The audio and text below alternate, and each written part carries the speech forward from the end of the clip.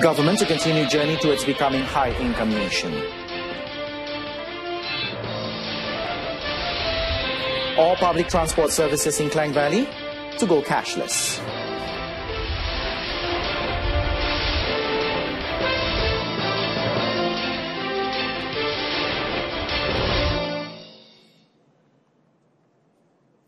A very good evening and welcome. I'm Adrian Seed and you're watching the evening edition of News on 2. Prime Minister Dato Sri Najib Tun Razak today said the government will continue its reform programs, which have been hailed by experts around the world to have served the people and to ensure that Malaysia continues its journey towards becoming a high-income nation. Now, the Premier also said that the government would not be a populist government and make populist decisions just to win favour or support from the people. Dato Sri Najib added that he would do his best for the nation, although it was always a challenge for him as Prime Minister. When you walk through the door of the Prime Minister's room, they expect whatever they want to be approved. That is always a challenge that, the job of being holding this office. But I will do my best for the nation. I will not shirk from my responsibility for as long as the people want me to continue to lead this country. I will do my best. That this will be a fair government and a government that will steer towards a better nation and a better future.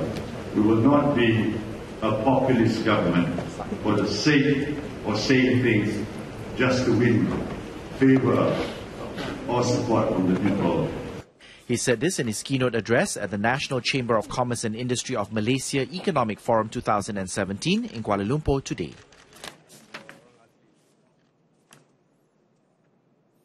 Dato Sri Najib said turning away foreign direct investments or FDI from China as suggested by the opposition makes no economic sense to the country. He said such a near-sighted approach to the country's economy would only put Malaysia in a bind. China is the world's second largest economy and a trading nation that is looking increasingly outwards. So it makes no economic sense for Malaysia to turn away Chinese FDI, as some politicians on the other side are suggesting. Such a myopic and narrow-minded view betrays a fundamental misunderstanding of economics and would only be bad for this country.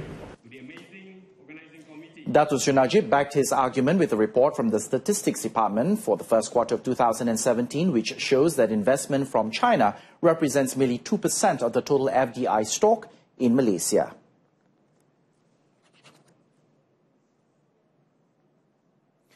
The Royal Commission of Inquiry RCI into foreign exchange losses of billions of ringgit in the 1980s and 1990s officially began today at the Palace of the Justice Court of Appeal in Putrajaya. Now, the proceeding, held from 9:30 a.m. until 10:50 a.m., was chaired by Petronas President Tan Sri Muhammad Siddiq Hassan. Also present were High Court Judge Dato Kamaluddin Mat Said, Bursa Malaysia Berhad CEO Dato Sri Tajuddin Atan, Chairman of the Joint Special Task Force to Facilitate Business Tan Sri Saw Chu Bun, and representative from the Malaysian Institute of Accountants K. Pushmanavan.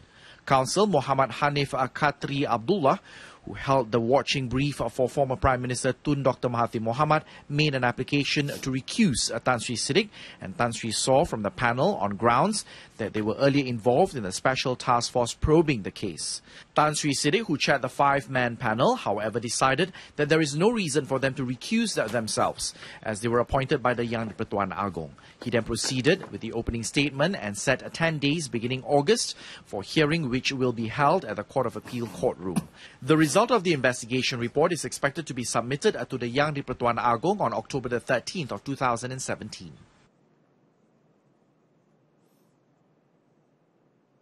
Government departments are required to increase their usage of online customer delivery systems to curb corruption. According to Deputy Prime Minister Dato Sri Dr. Ahmad Zahid Hamidi, he said the move to change the system from the conventional to a high-technology one could better deter corrupt practices amongst officers and stakeholders.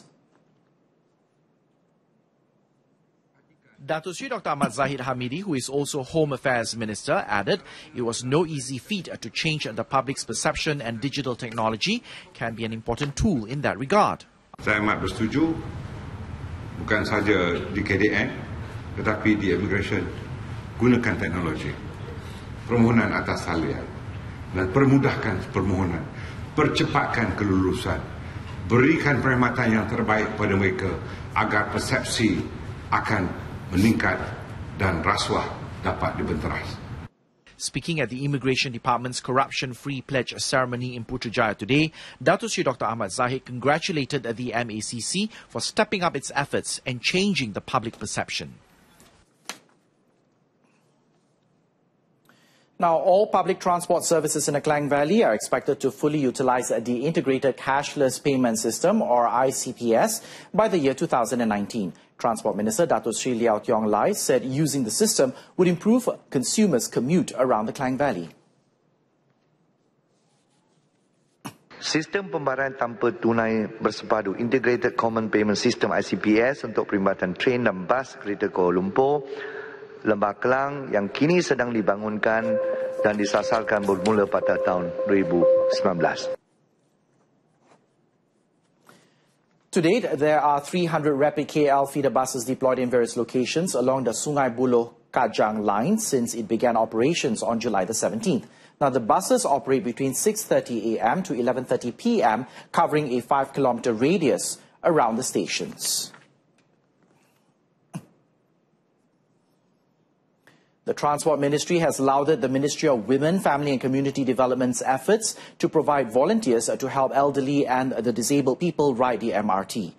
Its Minister Dato Sri Liao Tiong Lai said this will encourage more members of this marginalised community to use public transport services. Kita tahu bahawa kerajaan telah menyediakan sistem pengangkutan awam yang OKU friendly, di mana OKU atau yang berkursi roda sampai ke stesen MRT memang ada lift dia, memang ada sistemnya untuk membawa mereka.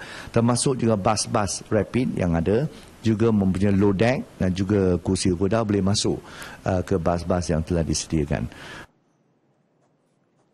Yesterday, Women, Family and Community Development Minister Dato Sri Rohani Abdul Karim said a volunteer service system will enable the elderly and disabled community to ride the new MRT with ease.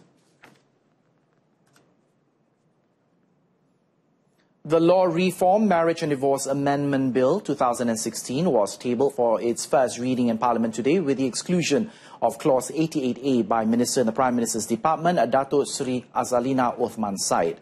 Now, the fresh amendments will be in line with the Federal Constitution and the previous decisions of the Federal Courts and the Appeal Courts. The decision was also made to ensure that no parties will contest the legitimacy of the law under Clause subsection 1 of Article 4 of the Federal Constitution.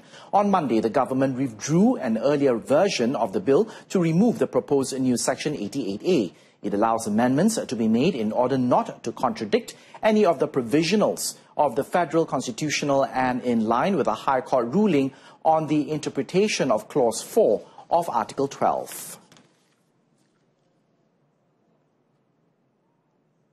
Energy, Green Technology and Water Minister Dato Sri Maximus Ongkili has challenged the Selangor government to resolve the water woes in the state. Now, he said the Selangor government should stop dragging its feet over the acquisition of Syarikat Pengeluar Air Selangor Sdn Bhd, or SPLASH, adding that the state government has yet to offer a price for the takeover process. Dato Sri Maximus said the Selangor government had politicized the issue to the point that it is now difficult to resolve water woes in the state. Kalau negeri Selangor semua dipolitikan, ya. Jadi inilah masalah, sukar air pun dipolitikan. Jadi ini masalahnya. Okay. Nah, mengenai dengan juru nilai dan penilaian harga itu maklumat adalah private kepada kerajaan pusat untuk sebagai reference price apabila you nak offer kepada pihak SPLASH, dan kami boleh mengatakan apa yang fair untuk harga. Jadi kita ada dua penilaian sebenarnya. The deadline to conclude the takeover of SPLASH was initially set for April this year, but has been extended for another 6 months. As many as 284,210 blacklisted borrowers are benefiting from the National Higher Education Fund Cooperation, or PTPTN's new mechanism to solve the issue of overlapping loans. Now, during the Minister's question time in Parliament today, Higher Education Minister Dato Sri Idris Juso said the improved system has allowed students with two separate PTPTN loans to clear any bad credit record. According to Dato Sri Idris, PTPTN had given loans to more than 2.71 million students nationwide and collected repayments worth 3.4 billion ringgit last year. Sebenarnya melalui program penambahbaikan dan juga pendekatan boleh bincang PTPTN, seramai 284,210 peminjam yang dahulunya di senarai hitam telah membayar balik keseluruhan pinjaman mereka. The minister said that with the system, students who have two overlapping loans taken for diploma and degree studies respectively would have both outstanding amounts combined into one lump sum. He added that students only need to make payments 6 months after the completion of their studies.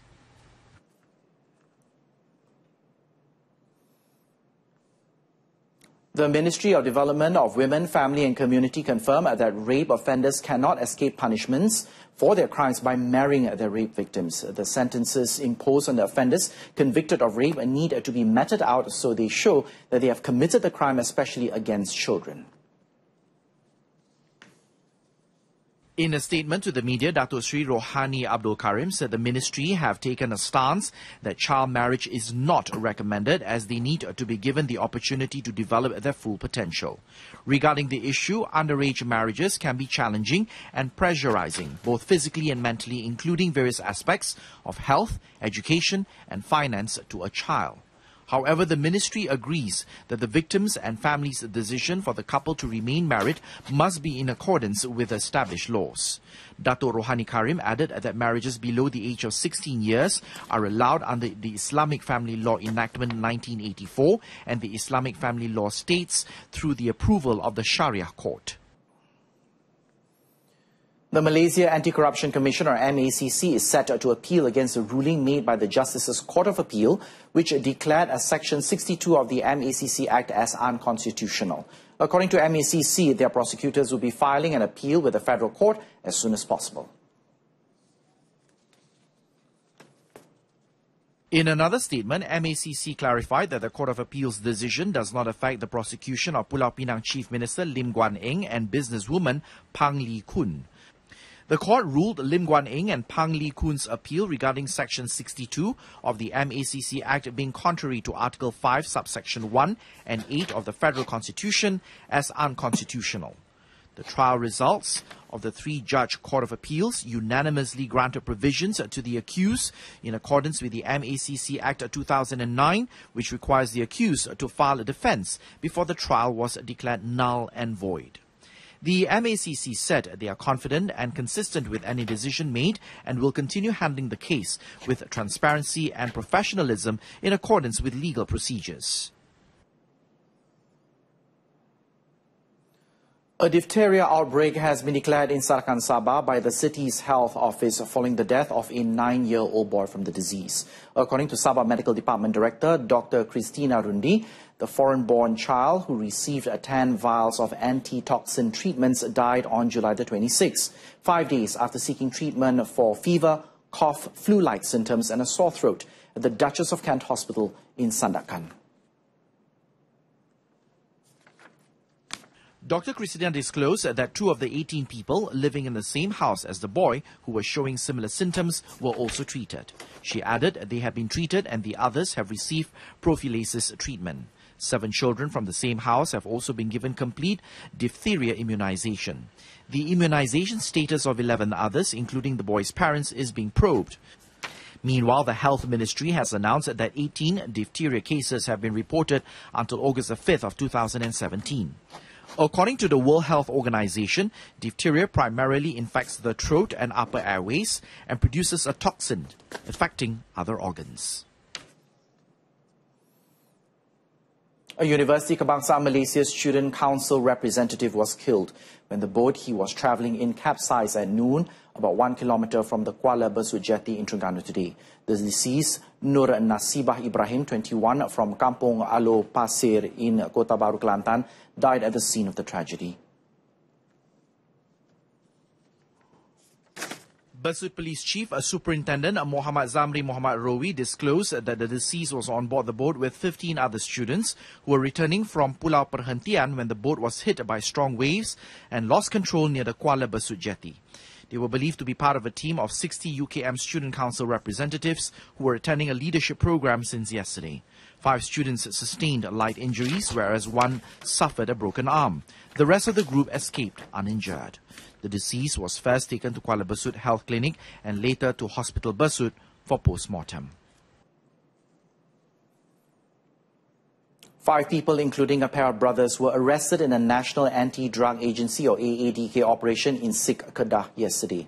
Roslina Baharum of SIK AADK in a statement said the 2 brothers were arrested and their house in Kampung Cemara, while the 3 others were nabbed at a house in Kampung Banggol Kita.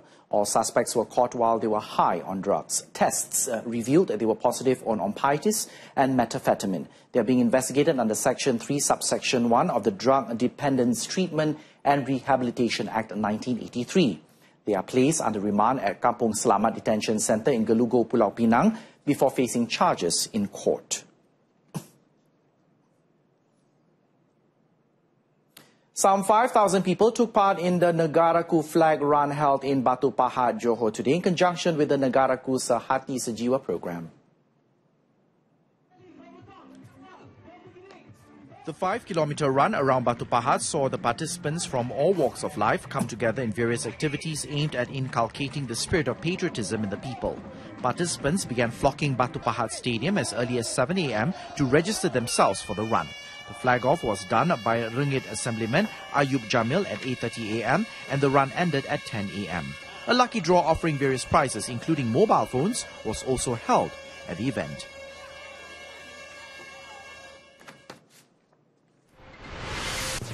Coming up next, 100 million ringgit worth of sponsorship from 41 private companies for Kuala Lumpur SEA Games. This and more in a moment.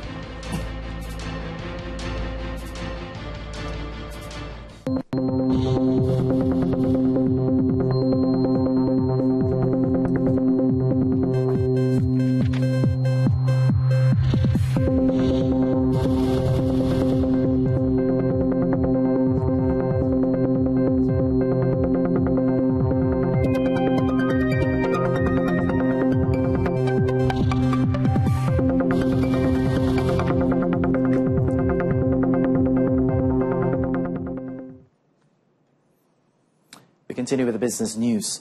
The e-trade sector has grown by 12.8% yearly between the year 2012 and 2015 to 68 billion ringgit, which is 5.9% of the country's gross domestic product. Prime Minister Dato Sri Najib Tun Razak said the government, however, aims to double the amount to 20.8% yearly to 170 billion ringgit by the year 2020. Dato Sri Najib said that the country's future does not only depend on its economic policies, but also the integration of new technologies aimed at creating a community which is based on innovation and entrepreneurship. Unlocking productivity is critical for boosting high growth potential and sustaining competitiveness. Malaysia's productivity growth has decelerated in recent years. This trend must be addressed immediately before it impedes growth potential. This is why we formulated the Malaysia Productivity Blueprint, which aims to double productivity growth to 3.7% per annum during the 11th Malaysia Plan. Dato Sri Najib said that the National E-Commerce Strategic Plan led by the Malaysia Digital Economy Cooperation as well as the Digital Free Trade Zone reflected the country's future in the digital economy. He said this in his keynote address at the National Chamber of Commerce and Industry of Malaysia Economic Forum 2017 in Kuala Lumpur today.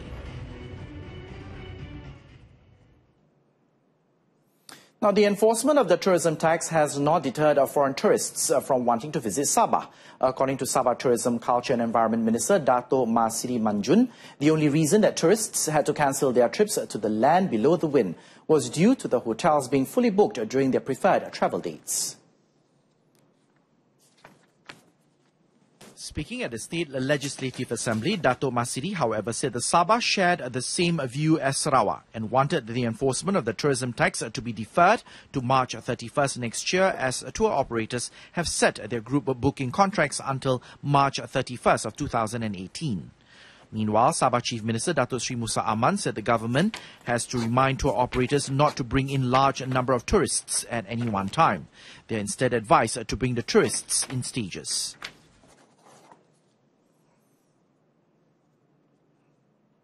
As many as 41 private companies have stepped in to sponsor the upcoming 2017 Kuala Lumpur SEA Games with a total sponsorship deal worth 100.28 million ringgit.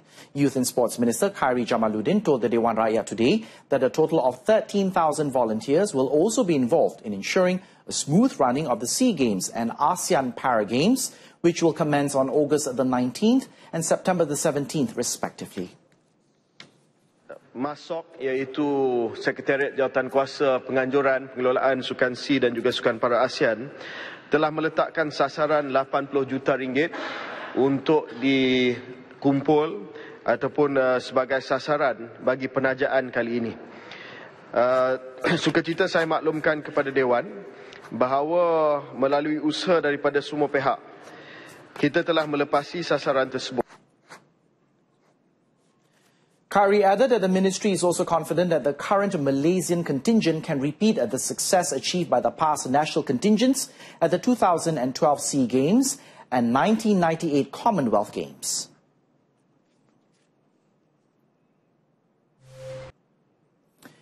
Now, today marks the 50th anniversary of the founding of the Association of Southeast Asian Nations, or ASEAN, on August the 8th, 1967.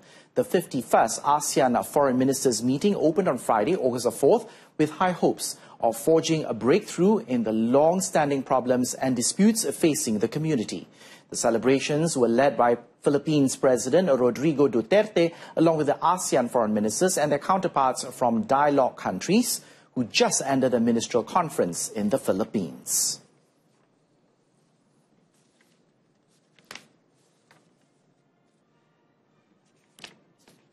Today, 50 years hence, we remain firmly convinced that we will prevail against the new and emerging challenges we now face as an ASEAN community. As we stand at the center of the future of ASEAN Pacific region, we remember our responsibility to fully realize the dreams and aspirations of our peoples.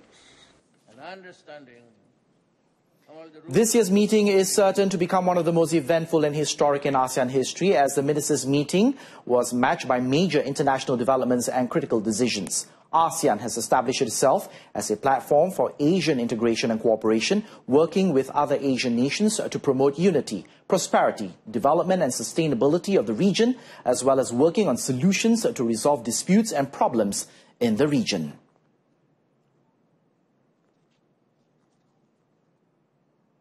Meanwhile, Foreign Minister Dato' Sri Anifah Aman said the ASEAN centrality was amongst the points stressed by Malaysia during the 50th ASEAN Foreign Ministers meeting in Manila yesterday. He said this needed to be maintained in its efforts to further the ASEAN community building agenda. Dato' Sri Anifah said that Malaysia was encouraged by the fact that ASEAN, through the Treaty of Amity and Cooperation of ASEAN, continued to attract interests from countries worldwide. He also highlighted the importance of ASEAN connectivity and stated that it had played an important role in the community-building process and people-to-people ties, apart from developing a seamless and borderless region through enhanced regional integration. Dato' Sri Anifah also welcomed efforts put in by other ASEAN countries in developing the project concepts for each of the 15 initiatives under the Master Plan on ASEAN Connectivity 2025. He added that ASEAN had successfully maintained and enhanced peace, security and stability in the region, and in fact evolved and progressed to achieve so much more than what ASEAN aspired to be.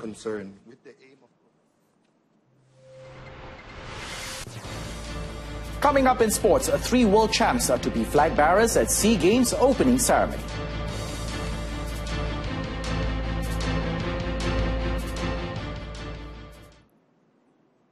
On to sports. Now, for the first time ever of the 11 participating nations, the Malaysian contingent will march behind not one, but 3 world champions at the opening ceremony of the Kuala Lumpur SEA Games on August the 19th. Cyclists Azizul Hasni Awang, pencak silat exponent Muhammad Al-Jufri Jamari and diver Chong Jun Hung will have the honour of being Malaysia's flag bearers for the 29th edition of the biennial spectacular. Youth and Sports Minister Khairi Jamaluddin said the 3 athletes were given the honour in recognition of their achievements on the world stage.